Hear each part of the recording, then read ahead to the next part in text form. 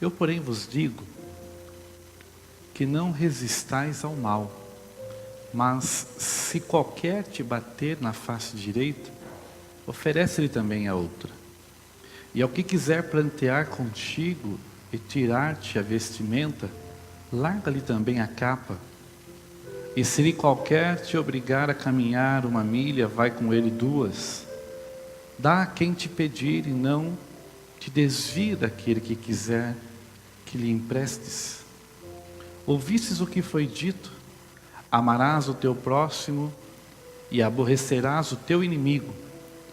Eu, porém, vos digo: amai a vossos inimigos, bendizei os que vos maldizem, fazei bem aos que vos odeiam e orai pelos que vos maltratam e vos perseguem, para que sejais filhos do Pai que está nos céus.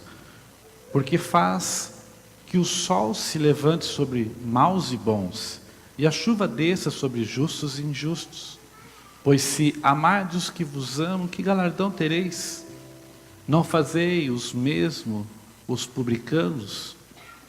E se saudar unicamente os vossos irmãos, que fazeis demais?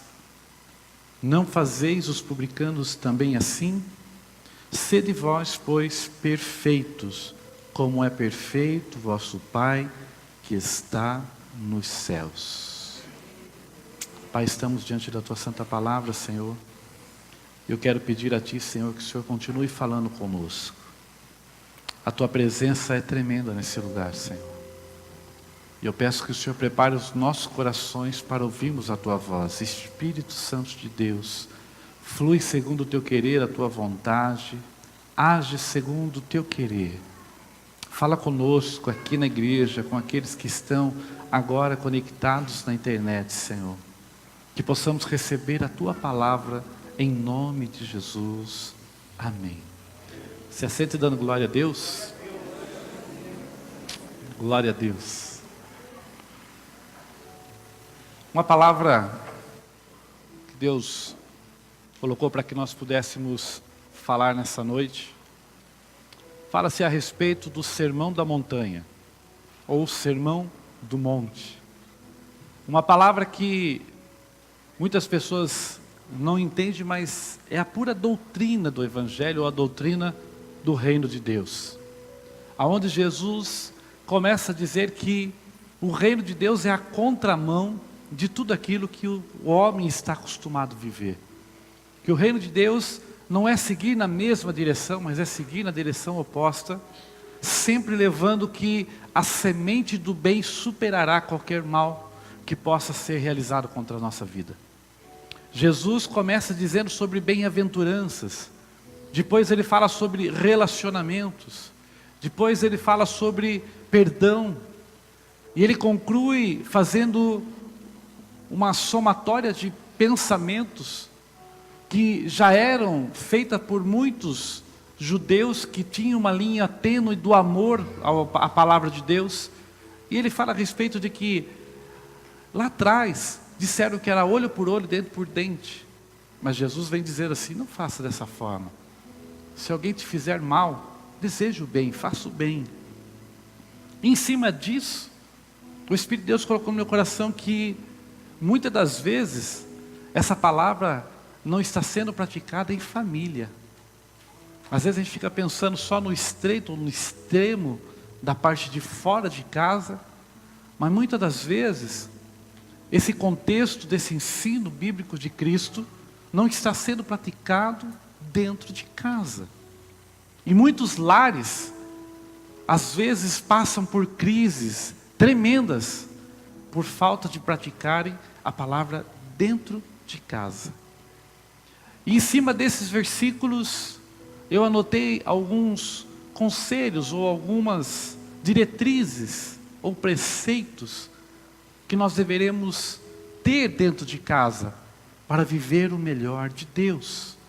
Diga comigo: viver o melhor de Deus é o meu alvo.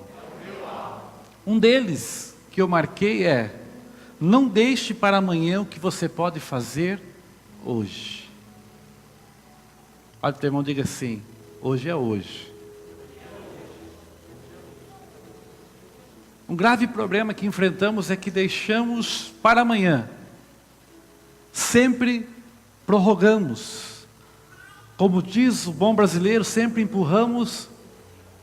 Eu tenho condição de fazer isso. Alguns estão fitness, aí está mais difícil. Mas a gente empurra com a barriga. E o texto bíblico fala muito claro que o hoje faz com que a gente tenha uma vida de vitória. O amanhã já pode ser uma colheita de um plantio de hoje mal feito. E muitas vezes estamos vivendo crises de plantios que foram mal feitos na nossa vida e estamos colhendo ela. E a Bíblia aqui ela é muito clara em dizer que tudo que temos que realizar, façamos imediatamente. Jesus propõe uma parábola num dos textos de Mateus, que me chama muita atenção. Ele fala a respeito do rico e do Lázaro. Quem conhece a parábola do rico e Lázaro? A parábola do rico e Lázaro é bem isso.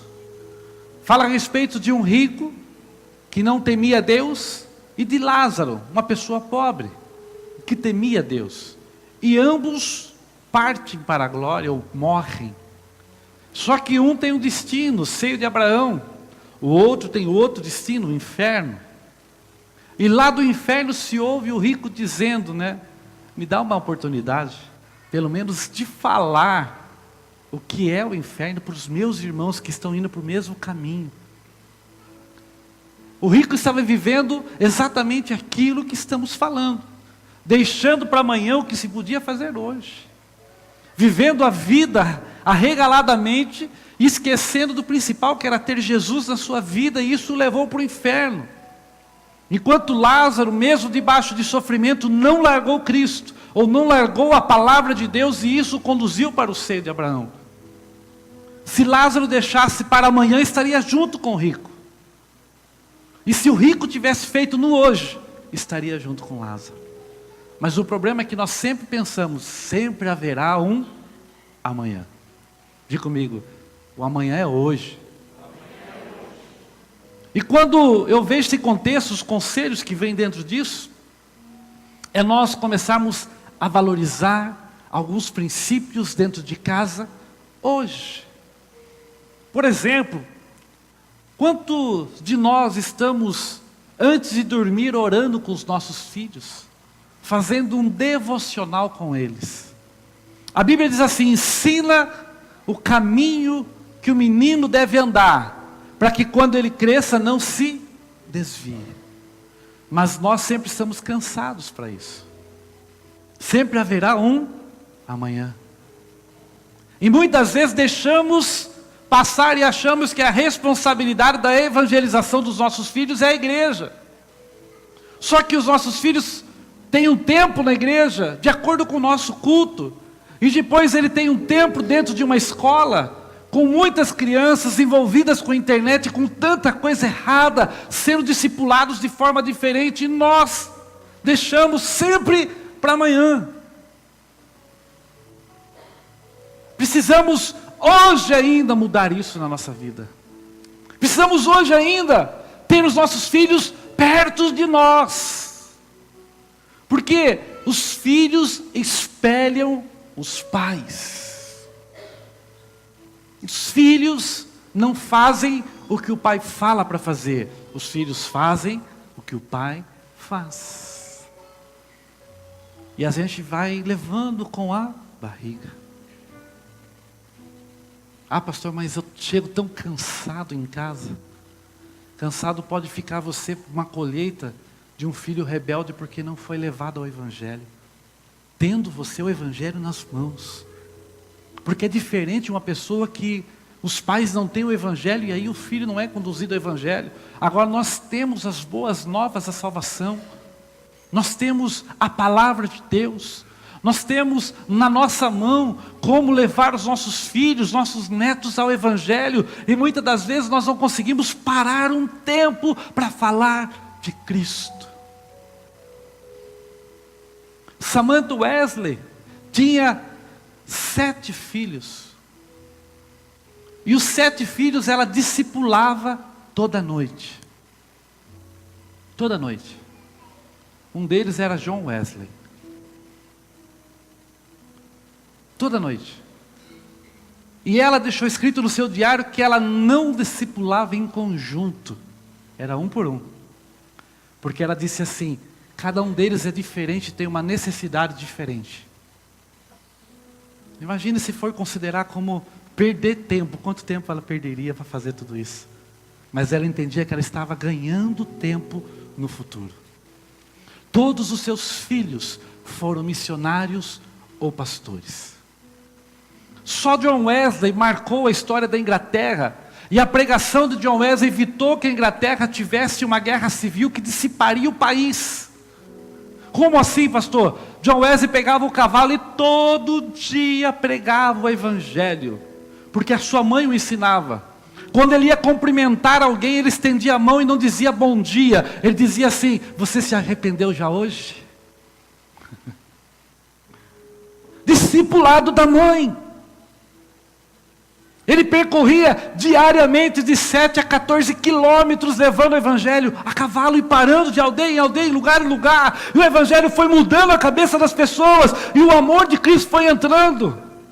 Durante todo o ministério, John Wesley caminhou a quilometragem de 16 voltas ao mundo evangelizando.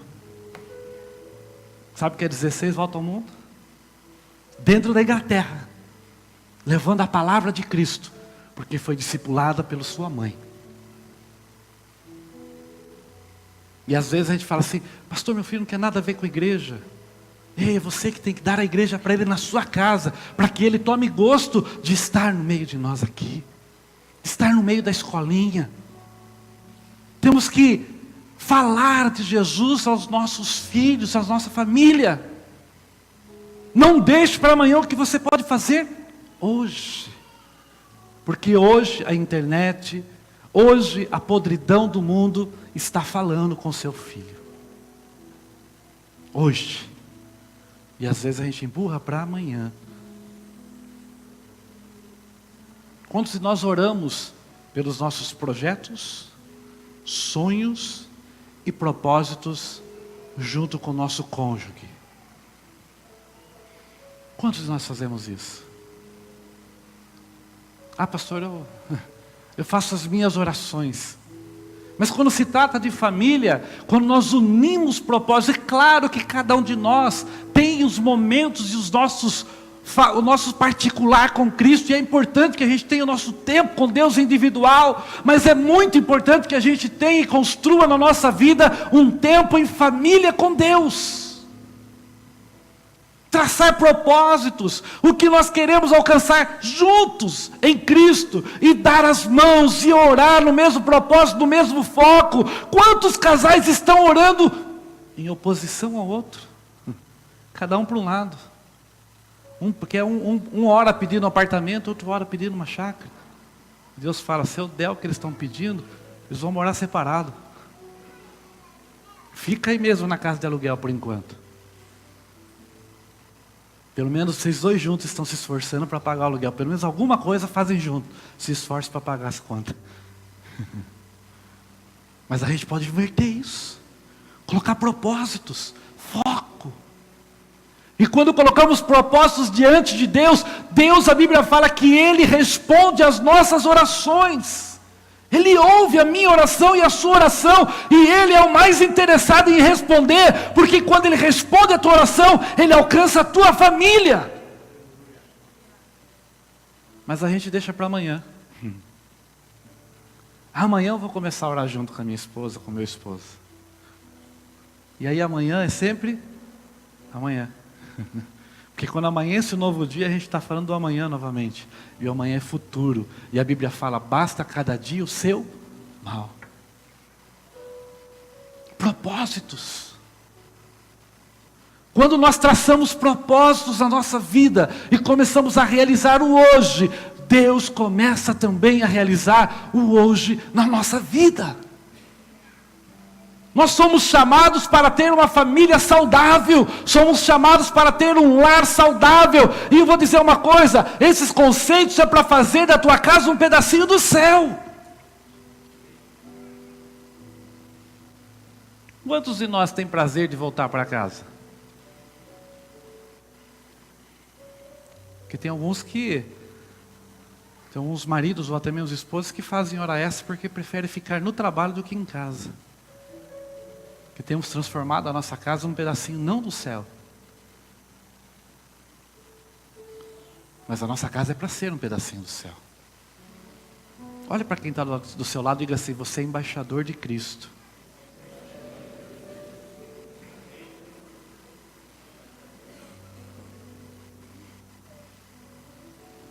Eu não ia entrar nesse pormenor, mas vou ser breve nele. O que é ser embaixador de Cristo? Embaixador de Cristo é ser representante dele na terra. E aí, Paulo, quando fala a respeito de embaixada, ele tinha 3 nacionalidades. Ele sabia o que ele estava falando, o que é ser um embaixador. Paulo não usou o nome porque achou bonito. E quando se fala de embaixada ou se fala de embaixador é algo tremendo. Porque legalmente, legisladamente, ou seja, na legislação, legisladamente é forte, né? A gente cria palavras, como diz o Vitor Hugo, né? Tira essa aí, corta. Na legislação, é claro que a gente é apaixonado pelos argentinos. Mas a embaixada da Argentina no Brasil é território argentino, você acredita nisso? Se um argentino com problema correr para dentro da embaixada, nenhum soldado policial ou autoridade brasileira pode entrar dentro da embaixada, porque ali é solo argentino. Um brasileiro está nos Estados Unidos, acontece um problema e ele vai para dentro da embaixada americana. Ele tem problema. Mas se ele for para dentro da embaixada brasileira, ele saiu do solo americano e está em solo brasileiro. Como pode? Interessante, né? Você vai em Brasília, tem vários lugares que são solos estrangeiros dentro do Brasil, porque são embaixadas. Sabe o que é essa nave aqui? Essa nave aqui é a embaixada do reino de Cristo. Sabe o que é esse terreno aqui? É um pedacinho do céu. Porque você é embaixador dos céus. Por isso que esse lugar você vê anjos subindo e descendo. Porque na embaixada daquele país, quem faz a segurança é o exército do seu país. Quem faz a segurança desse lugar são os anjos do céu. Só que o embaixador tem uma casa. E a casa do embaixador também é território do seu país. Algumas embaixadas, a casa fica dentro da embaixada. O embaixador mora dentro dela. Outras, a casa fica fora. E aonde a casa do embaixador é colocada no nome do país e é território do país e ninguém pode tocar naquele país.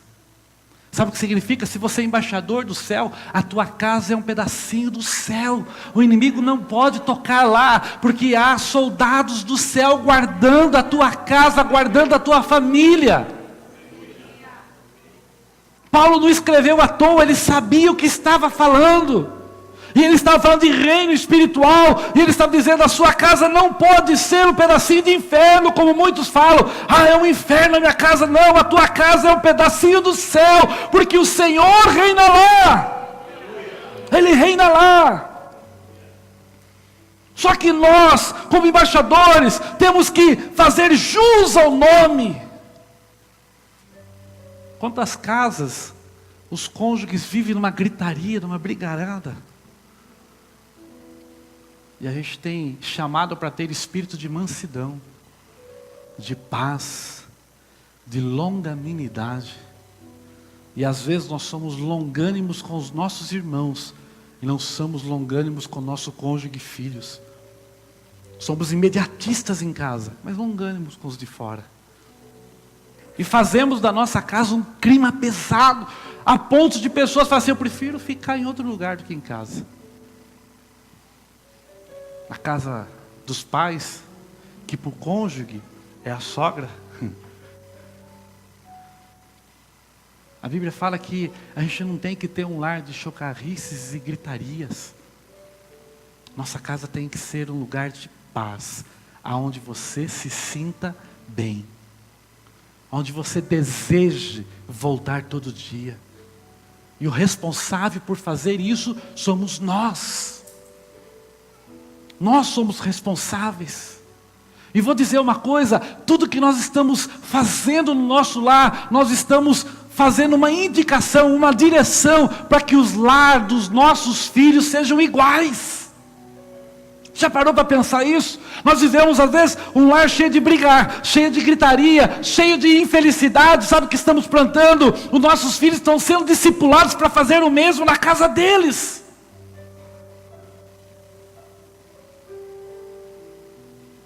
E a nossa casa tem que ser um pedacinho do céu. E o responsável por isso somos nós. Aleluia. Responsabilizado nós somos pelos nossos atos. Ei, plante na sua família, plante na sua casa, porque você plantando lá, você vai ter uma ótima colheita. Eu me lembro agora de um testemunho de uma mulher que eu li ele. Eu não sei se é uma história, mas foi usado como ilustração. De uma mulher que tinha, a casa dela, ela sempre dizia: minha casa é o inferno, minha casa é o inferno, minha casa é o inferno. E o marido não era crente. Um dia o pastor chamou ela e falou: vamos tentar fazer uma mudança? Não, mas não tem como fazer, meu marido é difícil. Meu marido, não suporto ele. E o pastor falou: vamos tentar. Me dá 15 dias e você vai fazer tudo do jeito que eu vou dizer para você fazer. Em 15, você consegue? 15 dias? Ela falou: consigo. 15 dias eu suporto. Então hoje, quando você chegar em casa, você vai preparar a janta dele. Você vai deixar tudo do jeito, faz o que ele gosta de comer. E quando ele chegar, não importa a hora que ele chegue, você vai dizer: meu amor, eu estava te esperando com a janta. Vamos jantar juntos hoje? Quando aquele marido abriu a porta e a mulher falou aquilo para ele, quase que ele voltou para trás. Falou: não é minha casa, acho que eu errei o endereço. Porque ela sempre esperava ele com palavras duras. O que você está fazendo até esse horário? Você está arrebentando com a nossa família. Jogava toda a culpa sobre ele. E o que acontecia quando a gente põe culpa sobre o outro? Sabe o que acontece? Aquilo que a gente aprendeu na lição passada. É melhor ter razão ou ser feliz. Mas os dois queriam ter razão. Ela abriu mão da razão dela. Sabe o que aconteceu? Ela quebrantou o coração dele. Ele reclamou que ainda não estava bem quente a janta. Reclamou que as coisas não estavam de acordo como ele queria. Mas ela aguentou, porque ele fez um propósito. 15 dias ela fez aquilo. Antes de terminar os 15 dias, ele começou a levar flores para ela. Começou a chamar de meu amor. Começou a restaurar a família dela. Quando passou 15 dias, o pastor chamou ela e falou assim: irmã, vai se separar? Ela falou: não, pastor, estou vivendo uma lua de mel em casa. O que plantamos, nós colhemos. Você quer o seu lar um pedaço do céu ou não? Porque a gente fica sempre determinando que ele que tem que mudar, é ela que tem que fazer, é ele que tem que agir dessa forma, é ela que tem que fazer desse jeito. E na verdade, se nós começarmos, nós teremos colheita. Por que não começamos por nós? Por que não abrimos mão? Antes que seja tarde. Dias atrás recebi um irmão em Cristo aqui, pedindo ajuda. A gente orou junto, falamos juntos. Falei sobre inteligência emocional com ele. E aí minha esposa ligou para a esposa dele. A esposa dele falou assim: eu sei que você vai dizer, mas já é tarde. Eu já me decidi. E contou a história dela. Quantos casais estão deixando para chegar a hora de que o relacionamento vire o inferno, para tentar corrigir aquilo que podia corrigir ainda quando o tempo dava. Ei, salve a tua família se você precisa. Se você não precisa, comece a semear mais coisas boas, porque quanto mais plantamos, mais nós colhemos. Quanto mais nós colocamos investimento dentro da nossa família, do nosso relacionamento, mais nós vamos tirar em frutos para a nossa vida. E aos frutos que queremos, e os frutos não são imediatos. Tem um tempo de plantio, um tempo de crescimento, um tempo de florada e um tempo de colheita. E temos que esperar isso acontecer. Por isso, comece a plantar e você vai ver que vai chegar um tempo de grandes colheitas na sua casa. E você vai ver que a sua casa será um lugar onde você vai desejar estar todos os dias. Aleluia. Diga: minha casa é um pedacinho do céu. Precisamos mudar imediatamente. Comece a fazer da tua casa um lugar de adoração. Comece a fazer da tua casa um lugar de comunhão. Se você não tem o hábito, comece a ter o hábito de pegar esses louvores maravilhosos que a gente pode sentir a presença de Deus e coloca lá, nem que seja no celular, deixa tocando na sua casa. E se possível, comece a cantar junto. Adore a Deus dentro da sua casa.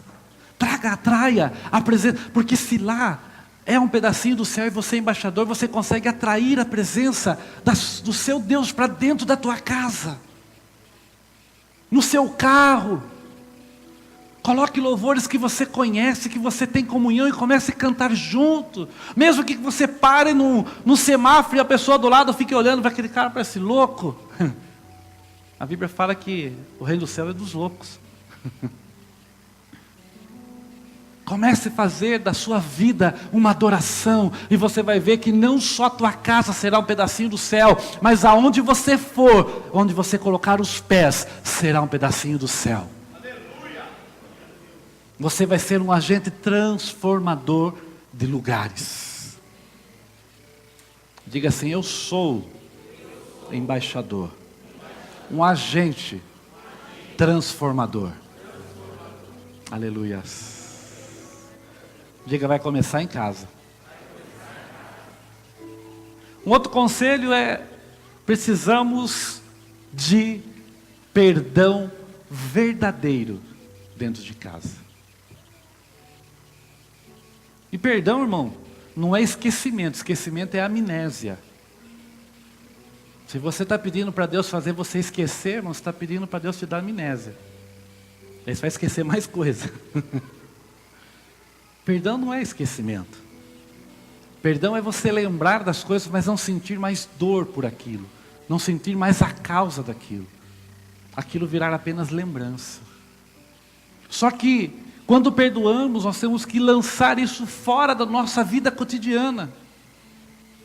E quantas pessoas dizem que perdoou, mas vivem relembrando e trazendo dentro do lar.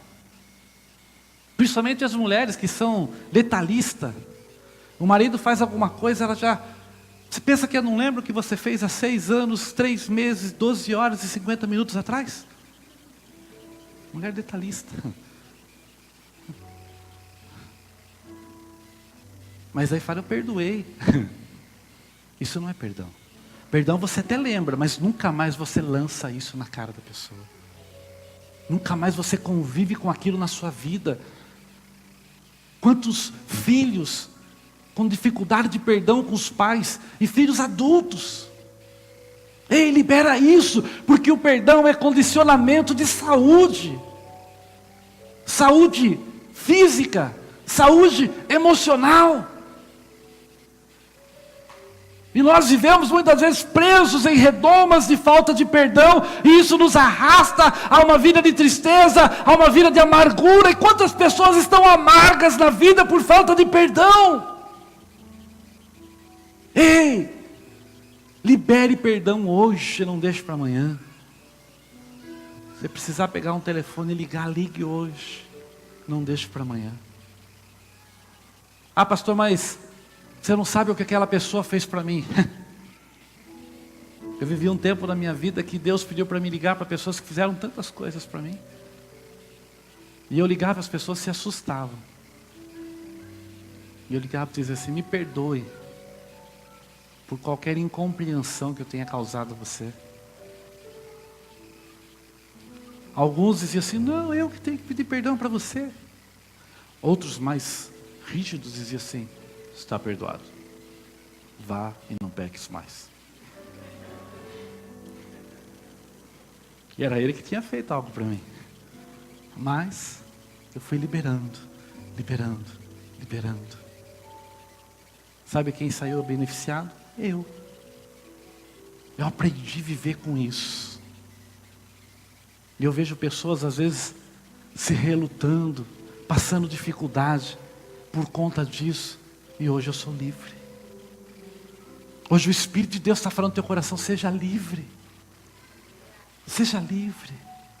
Perdoe principalmente os de dentro da casa, mas perdoe também o cunhado que emprestou dinheiro e não pagou. Esse é mais difícil.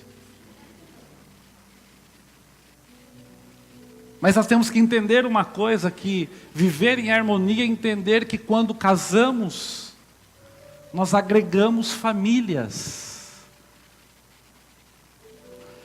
Pensa no homem que sofreu com isso, fui eu. Tinha dia que eu disputava a Sibéria com a família dela, e ela sofreu com isso.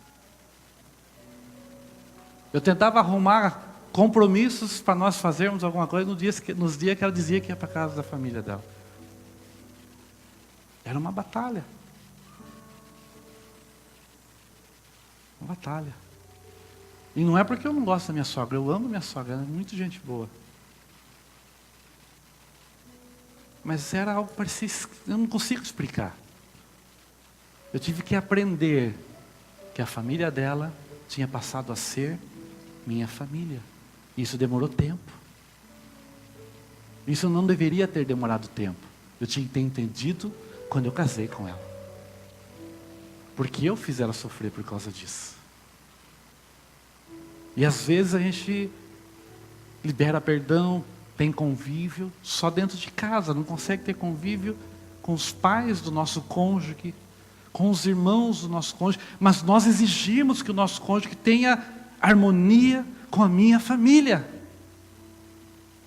Eu exijo que a minha esposa ame a minha mãe, porque ela é minha mãe, mas você esquece que é a sogra dela. Mas eu não quero amar minha sogra, meu sogro. Eu tinha algo, sabe, umas coisas tremendas, que isso é religiosidade. E eu nasci na religiosidade. Eu conheci Jesus na religião. Depois eu conheci liberdade em Cristo. E eu coloquei dentro de mim o quanto ela sofreu porque o pai dela não vivia com ela. E eu tinha dificuldade com perdão para ele. Sabe o que Deus fez para me perdoá-lo? Trouxe ele morar no fundo da minha casa.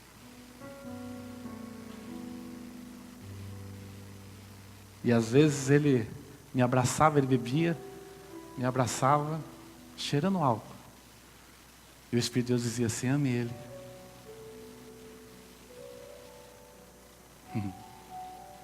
E eu fui liberando.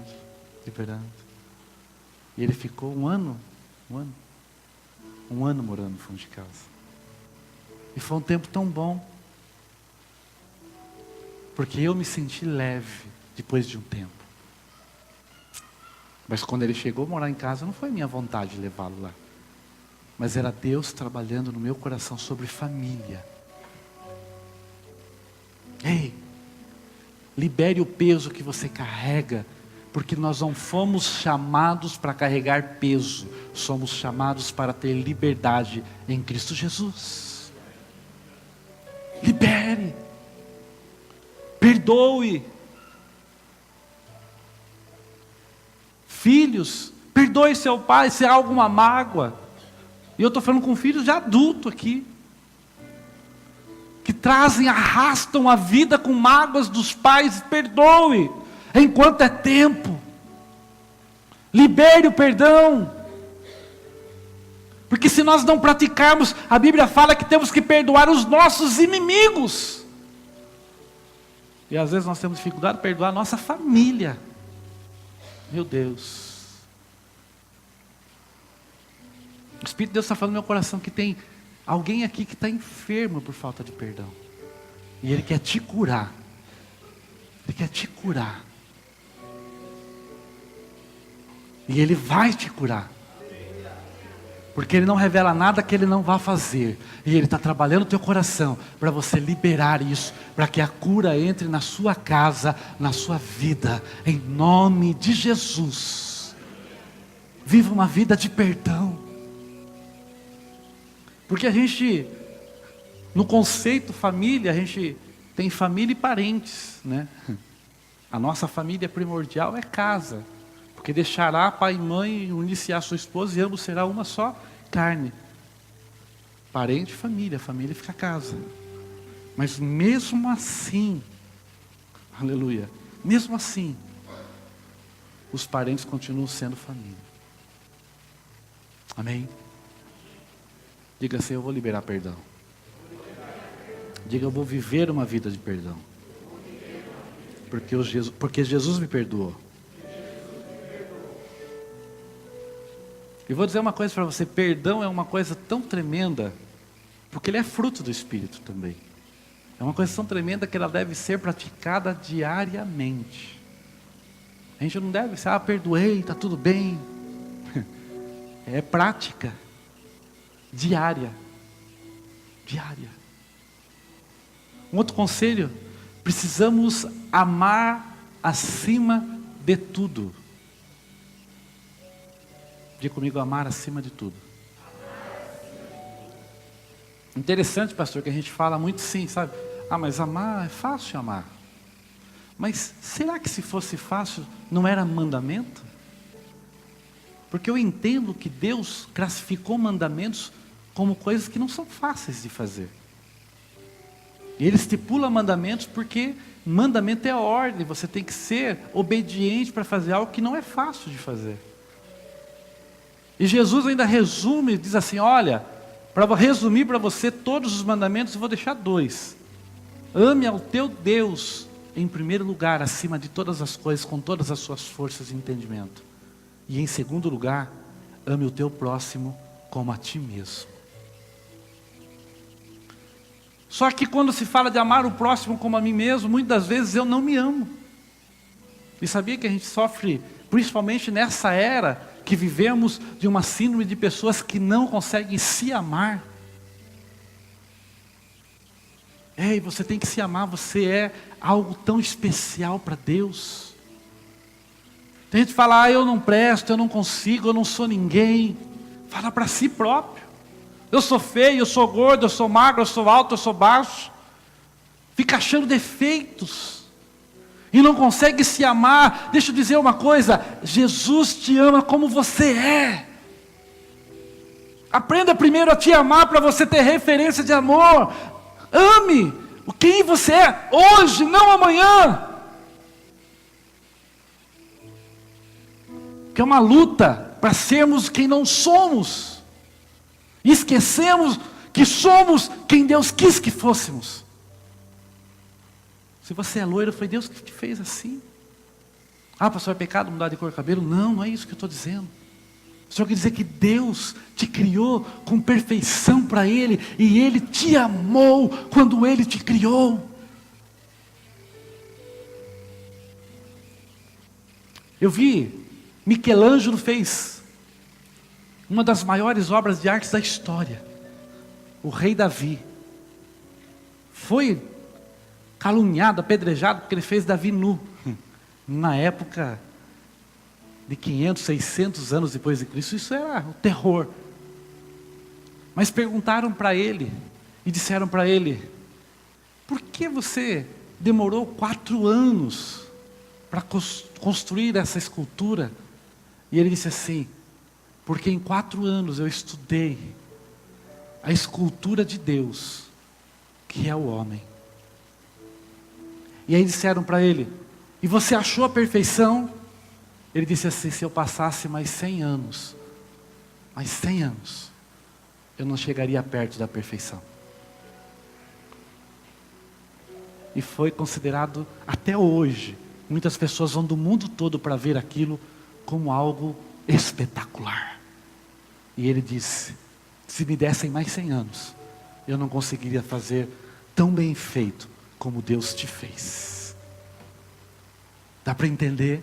Você é a obra perfeita da criação de Deus. Se ame. Porque se você não se amar, você não vai conseguir ter referência de amor para o próximo.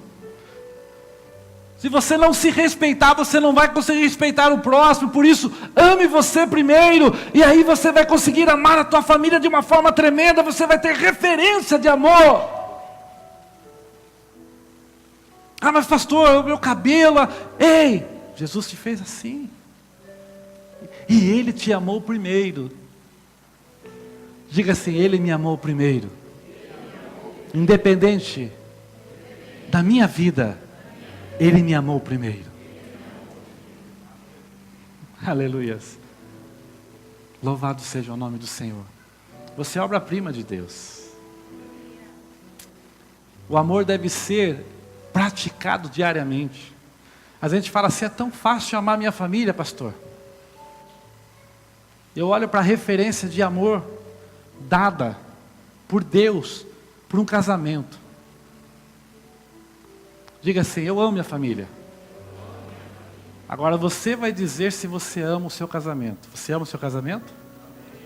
Ama? Amém. Ama? Amém. Efésios, capítulo 5.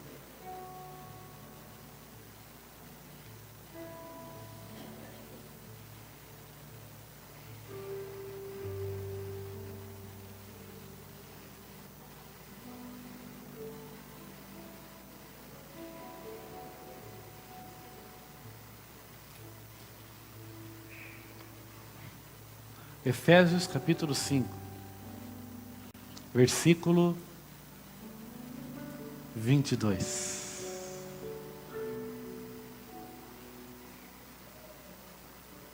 Olha só. Vós mulheres, sujeitai-vos a vossos maridos como ao Senhor. Porque o marido é a cabeça da mulher, como também Cristo é a cabeça da igreja, sendo Ele próprio o Salvador do corpo. De sorte que assim como a igreja está sujeita a Cristo, assim também as mulheres sejam em tudo sujeitas aos seus maridos.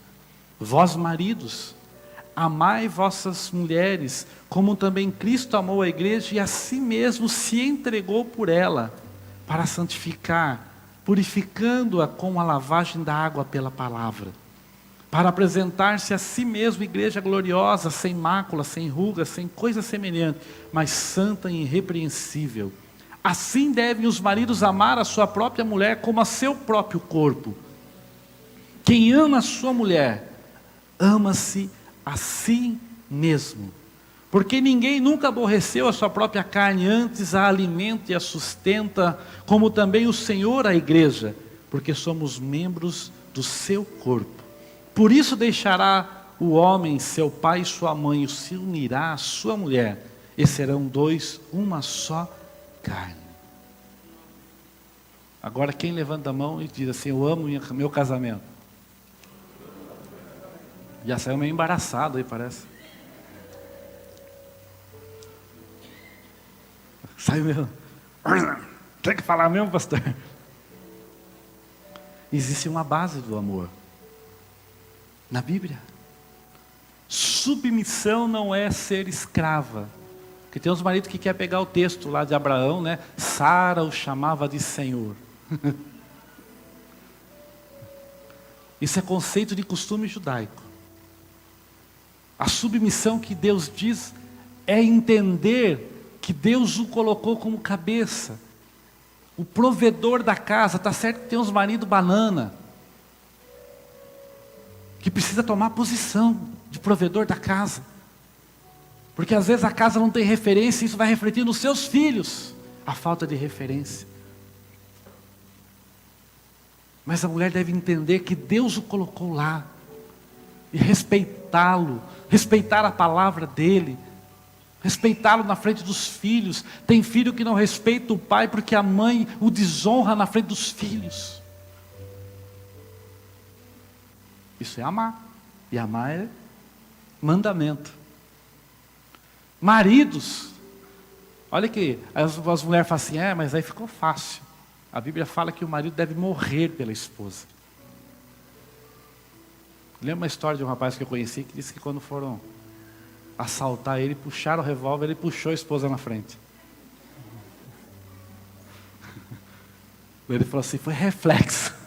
O cara puxou o revólver, ele puxou a esposa. Ela que morreu, não. Mas a Bíblia fala que era para ele colocar a mão e colocar lá para trás. E a mulher fala assim, é tão fácil a parte dele é morrer por você. Lutar pela família, lutar pela sua casa, defender a sua casa com honra, defender a sua casa com força, defender a sua casa com perseverança. Isso é papel do homem. Enquanto os homens aí não estão tendo esse papel.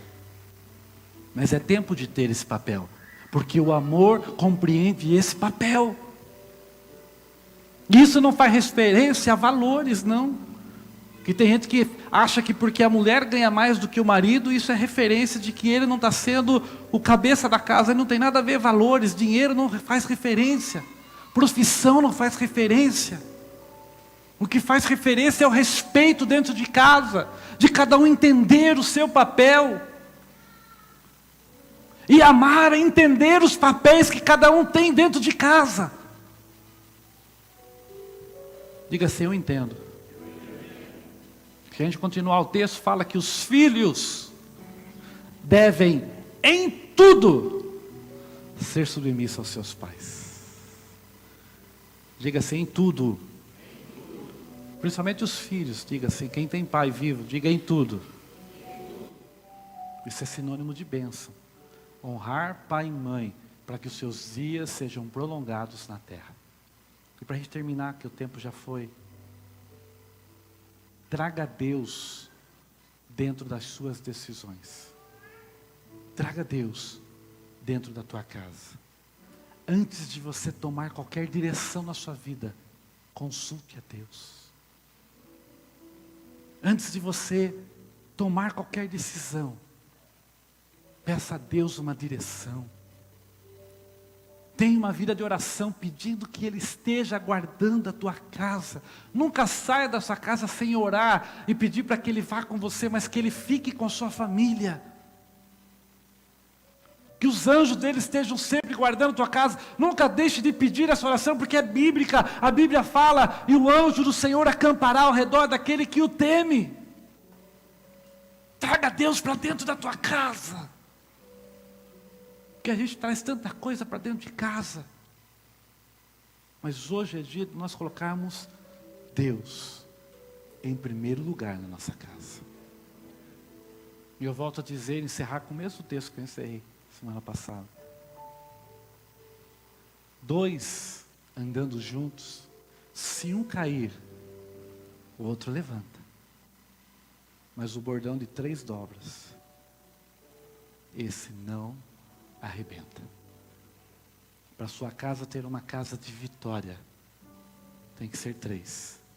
Marido, mulher e Deus. Quando Deus está dentro do nosso relacionamento, o bordão não se arrebenta. Quando Deus está dentro do nosso relacionamento, a nossa vida permanece. Quando Deus está dentro do nosso relacionamento, nós temos uma vida de vitória.